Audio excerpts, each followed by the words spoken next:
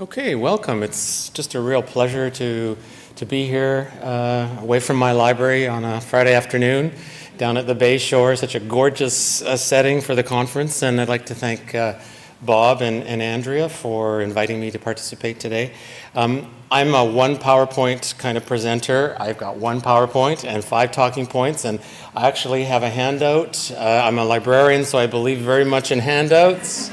And they're in the second aisle here, so if you don't have one, feel free to come up and get yourself a copy.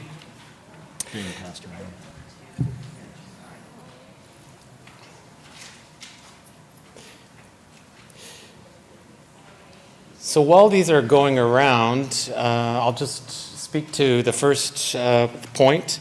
One of my goals today is to give you a sense and to help you identify key decision makers in libraries when you approach a library. I think my experience over the past 30 years as a librarian has shown me that sometimes sales folks don't really know very much about the institution. And I know that doesn't necessarily apply to all of you here. And I was really happy to hear about some of the things that Andrea is talking about, and I think that we can have a good conversation after I speak to these talking points about how that might actually happen. And so my focus is not sales. I'm not an expert in sales. In fact, I don't think I could do the work you all do, and I really admire what you do. But I do think that this idea of cultivating relationships with librarians, particularly in the digital age where there's so much massive change in the way that people get information, I think that's a really key part of your overall strategy. We can learn a lot from each other. So what do I recommend? Well, I really do recommend, in addition to cold calls, which I'll talk about in point number 4, but I really recommend establishing a relationship, coming to visit us. There's one particular vendor who always brings me a latte. I'm always very appreciative of those little, takes me out for a coffee. It doesn't have to be, a big thing. And so I think that if you can establish some sort of dialogue and conversation, that's really an important part of building the relationship. In addition, I think with respect to decision making, academic libraries in Canada and the United States can be very hierarchical or flat organizationally. So in some cases, like at UBC, which is a large academic research library, I get cold calls from publishers, but my sphere of influence is tiny, and it's a very thin sliver in the overall concept. So I do use the opportunity whenever I'm talking to vendors or publishers to give them a sense of that. Sometimes you can get a sense of that by looking at the website. Sometimes collection development departments put all of that out there. So, I think it's a good idea to look for that.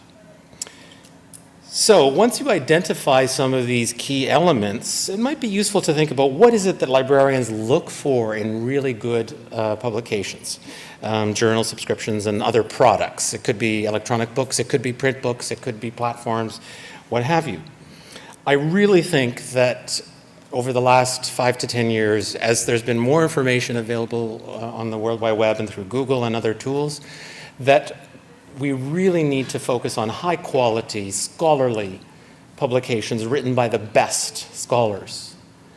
I think there's still, at least at the undergraduate level in most universities, there's still, a little bit of what we call in librarianship satisficing. End users are very satisfied with using the web to find information. But as you progress through your academic career, it's more and more important to see the highly favored authors, to see the high-impact journals and the high-impact monographs. So I think any way that you can market your products with those kinds of things in mind, I think that will be critical. Just a little word on workflows. I think sometimes, and not just the big deal publishers, which I'll talk about in a second, but small publishers and nonprofit publishers don't always understand our workflows.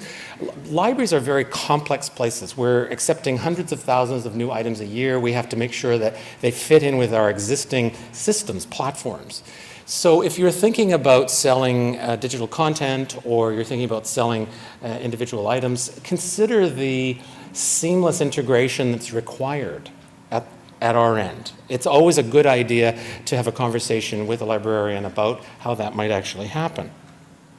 The other thing to consider is, at least in the Canadian context, I've already said to myself, I'm not going to whine about it because it's a little sort of Canadian to complain all the time. But if you think about it, it costs us $1.33 for every USD, every American dollar. Your dollar is just worth more than ours. So right from the beginning of our fiscal cycle, we're only working at 2/3 capacity. It's shocking. And on top of that, of course, we're seeing 8 to 10% increases in certainly in the big deal publishers, but in some cases, just overall. So anytime that you can take that into consideration with at least the Canadian context, I think that's terrific. So let me talk a little bit about the big deal and its impact.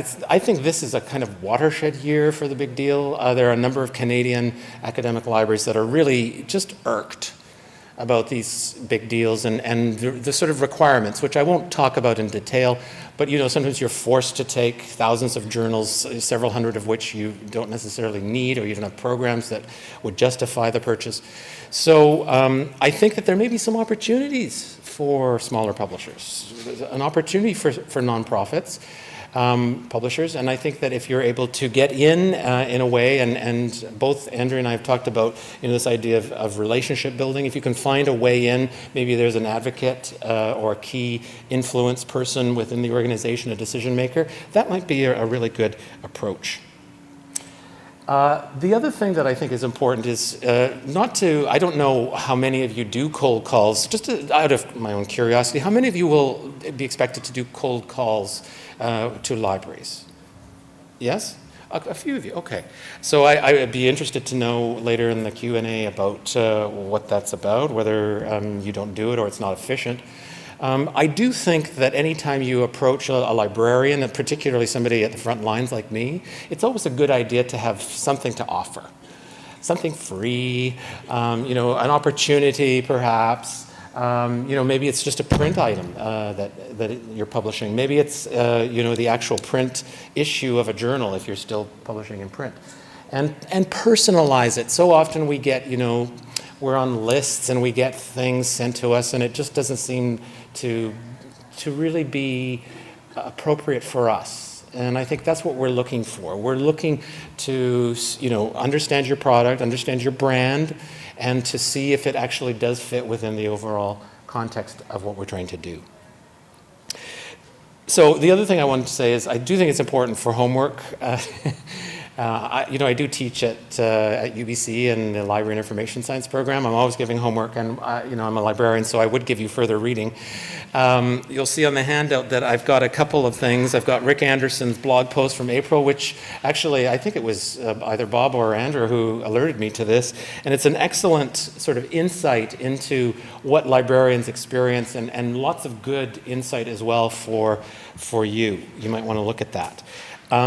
Anytime you can find out that the library that you're speaking to has been in the news, it's always a good idea to read what it is that they've made the news for.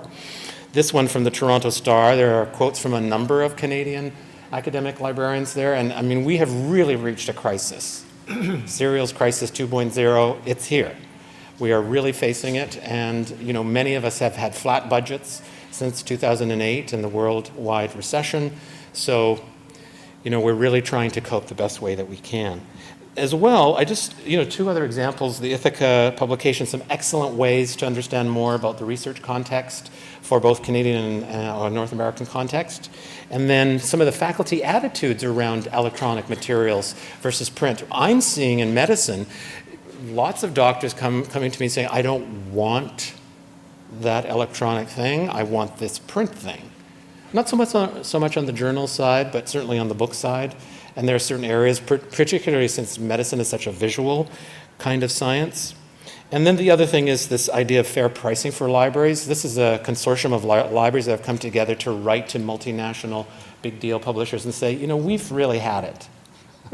We want some fair pricing, and we want some consideration of the particular issues that we're trying to deal with. So that was what I had prepared. I really look forward to taking your questions, and thanks so much. It's just a real pleasure to see all of you. Thank you.